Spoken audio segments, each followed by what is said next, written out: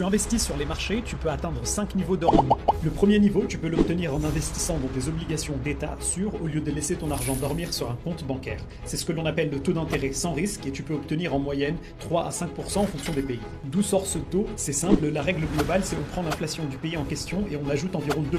Ensuite, le niveau 2, tu achètes des obligations plus risquées comme celles d'entreprise et tu peux obtenir 5 à 8%. Le troisième niveau renvoie au marché action, tu peux obtenir environ 10% si tu investis dans des ETF globaux comme le S&P 500 ou le CAC 40, mais attention, les 10% mentionnés correspondent à la moyenne historique et tu as beaucoup de volatilité avec des périodes à moins 20% et d'autres à plus 30%.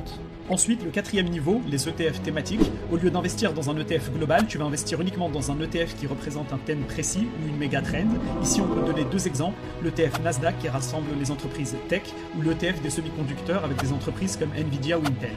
Avec cette approche, tu peux générer environ 15 à 20% par an si tu choisis le bon thème. L'ETF semi-conducteur a même augmenté de 40% en 2025 grâce au boom AI, mais ça a été une année exceptionnelle.